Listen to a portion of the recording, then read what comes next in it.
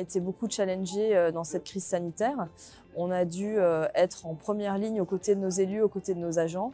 Il y a une responsabilité supplémentaire qui a pesé sur nous dans cette période-là.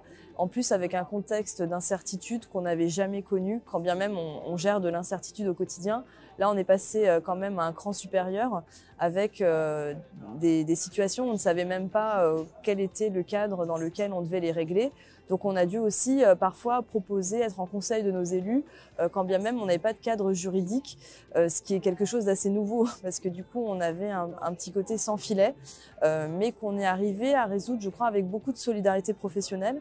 En tout cas, moi, ce que j'ai constaté dans mes fonctions, c'est que le réseau a pleinement joué son rôle, puisque par exemple sur notre territoire, moi j'étais à la ville de Cergy au début de la crise sanitaire, et on a renforcé le réseau des DG, qui était une instance qui se réunissait par pilotage de la communauté d'agglomération.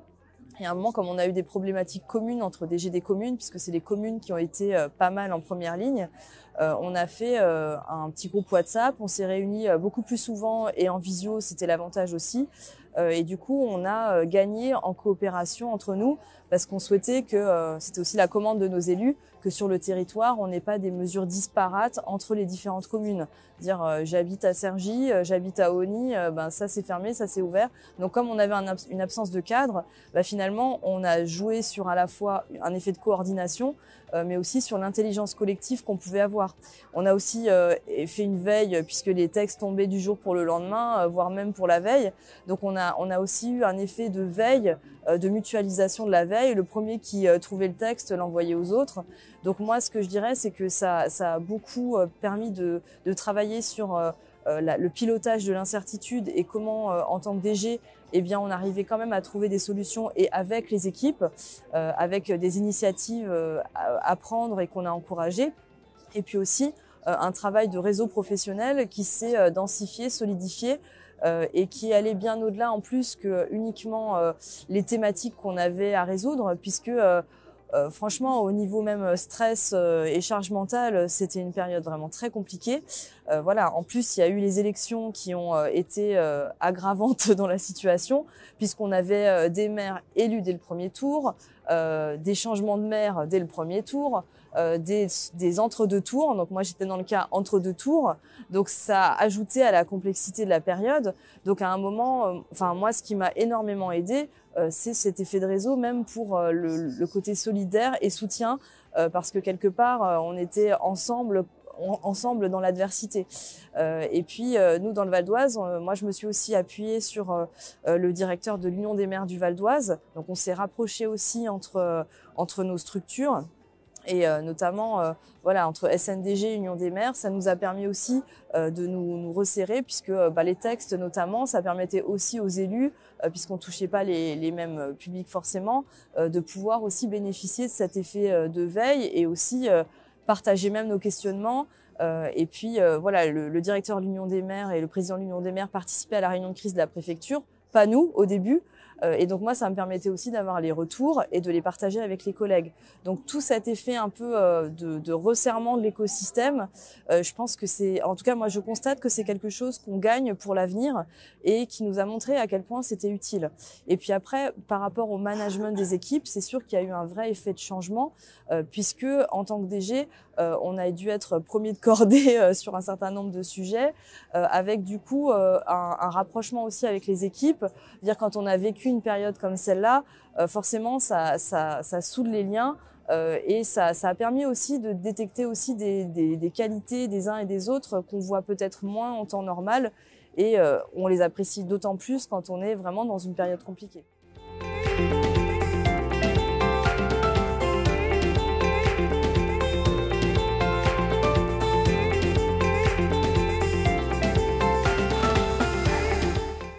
On a, comme toute collectivité, je pense aujourd'hui, des difficultés de recrutement, mais qui sont pas les mêmes selon les postes.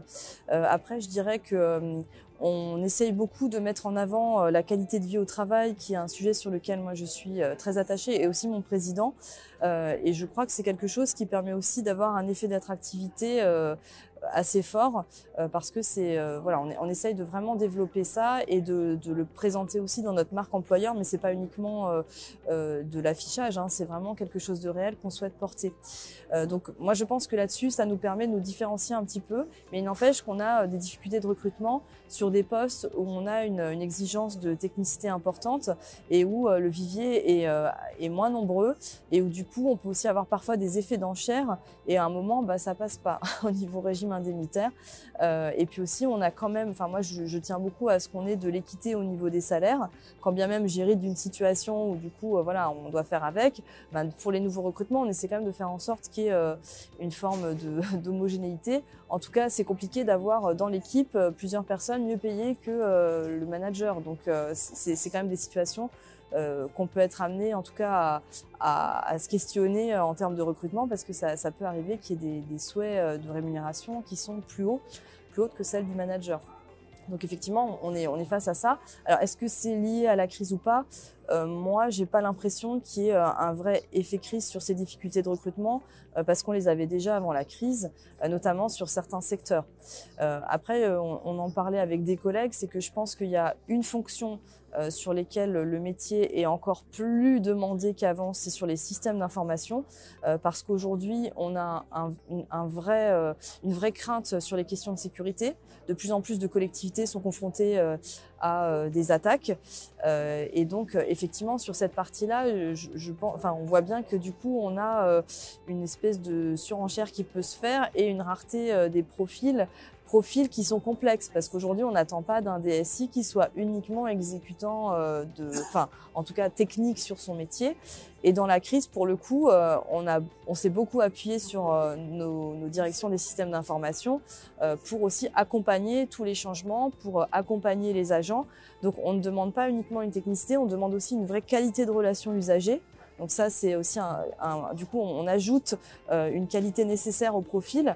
Donc forcément, ceux qui sont à la fois bons dans la technique, bons dans la relation usagée et qui ont en plus une vision stratégique de la direction des systèmes d'information sont des profils hyper prisés.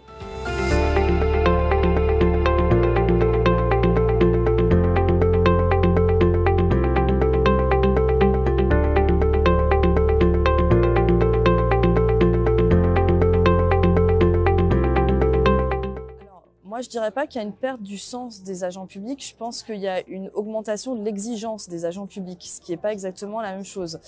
Pour moi, nos agents, ils attendent encore plus de nous en tant que dirigeants sur les valeurs qu'on porte, sur la cohérence de ce qu'on fait, sur l'exemplarité. Donc, je pense que l'exigence, elle est montée d'un cran et que la crise l'a fait encore plus monter d'un cran. Donc, je pense que c'est ça que nos agents attendent et que du coup, forcément, il peut y avoir des effets de déception. Il peut y avoir des attentes très très fortes qui sont pas évidentes pour nous, parce qu'on peut pas non plus répondre à tout. Mais en tout cas, moi je dirais que c'est plutôt ça. Moi je pense que au contraire, avec la crise sanitaire, les agents, mais même de manière plus globale, les salariés de tout type de structure ont une attente de sens encore plus forte. On avait une plénière hier matin où Cynthia Fleury a évoqué cette question de goût de la vie qui est un petit peu plus fort. En tout cas, on met plus d'importance sur des choses qui nous paraissaient acquises, mais dont on mesure aujourd'hui l'importance et le fait qu'on est des privilégiés quand on les a. Même par exemple, aujourd'hui, faire simplement un moment convivial en équipe, on a retrouvé le goût de ça encore plus fort parce que ça nous a été interdit pendant toute une période. Simplement faire un déjeuner avec son équipe, ça devient un moment post-crise qui est un moment de retrouvailles, un moment où on se dit on a tellement de chance de pouvoir partager ce moment ensemble. Donc effectivement, il y a des choses qui ont trouvé encore plus d'importance. Et moi, je pense que on doit être au rendez-vous de cette exigence-là, nous en tant que dirigeants.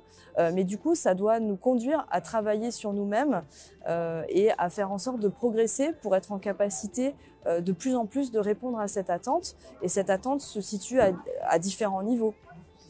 Mais en tout cas, elle s'exprime. Et pour moi, c'est pas qu'on perd le sens, c'est qu'on a encore plus besoin de ce sens et qu'il faut qu'à la fois on puisse bien être dans ce sens du service public, mais aussi qu'on le décline dans notre pratique au quotidien. Et le moral de vos équipes? Alors le moral des équipes, c'est assez compliqué parce que faut voir tout ce qu'on a traversé depuis le début de la crise sanitaire. Donc moi, je sens qu'il y a un effet d'épuisement, de fatigue. Même après l'été, j'ai eu beaucoup de collaborateurs qui nous ont fait part du fait qu'ils étaient fatigués à peine la reprise faite, parce qu'on a à la fois eu toute cette crise sanitaire à gérer, tout ce qui est pro comme perso, parce qu'il y a eu beaucoup d'impact dans la vie personnelle de chacun d'entre nous. Et du coup, ça pèse sur la charge passée, mais du coup, c'est difficile à évacuer, surtout que là, on est pour les communes et les EPCI dans une période de début de mandat, où du coup, la première année a été quelque part bien perturbée par tout ce qu'on a eu à gérer pour la crise sanitaire. On entre désormais quelque part vraiment dans le début de mandat avec, pour ce qui nous concerne, par exemple, projet de territoire, lancement d'un travail sur notre projet d'administration. Et donc tout ça, c'est très attendu de nos élus, mais du coup, on le fait dans une période où quelque part, tout le monde n'a pas récupéré. Et en plus de ça, il y a une pression supplémentaire sur le temps.